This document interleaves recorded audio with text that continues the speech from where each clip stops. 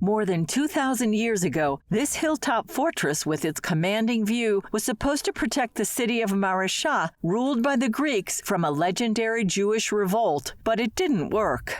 Here in the Lachish forest, archaeologists say they've found evidence of a Hasmonean Jewish victory over the Seleucid Greek rulers of the day, despite attempts by the Seleucids to fortify against it.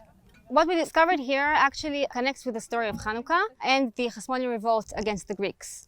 The excavation revealed a well-fortified 50-foot by 50-foot building that had been destroyed. Excavation director Achinoam Montague says they uncovered the walls of the structure, which were nearly 10 feet wide and sloped to prevent invaders from scaling the wall. We also uncovered the destruction layer, which in it we found hundreds of artifacts, including pottery and coins and weapons, which we dated back to the 2nd century BC. We believe that the destruction was done by the Hasmoneans as part of their conquest of Edomea in 112 BC. The structure would have been about 16 feet tall, with 7 rooms and a stairwell leading to a second floor. The destruction layer was about half a meter, and here we have the wood blocks from the roof. We believed that the roof collapsed, and on the roof, the rest of the walls in the building.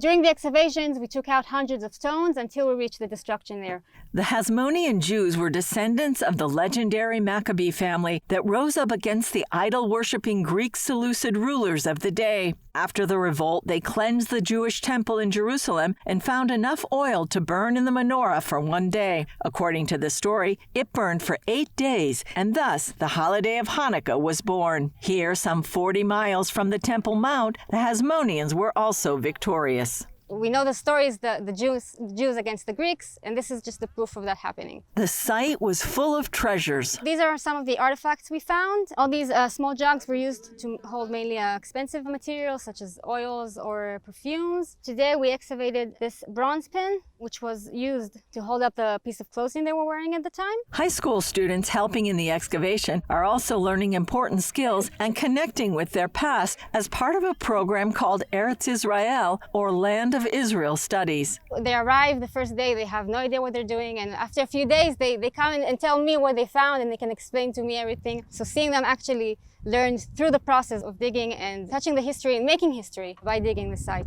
They were touched by their experience. From reading it in the book, it's make it like alive. We see it in our eyes, we touch it. It's not something we heard in the school. It's a true story that we touch for real.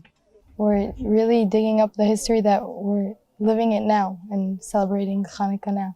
While the area will eventually be open for the public, experts say the most exciting part is how the excavation breathes life into history from 2,000 years ago. Julie Stahl, CBN News, the Lachish Forest, Israel.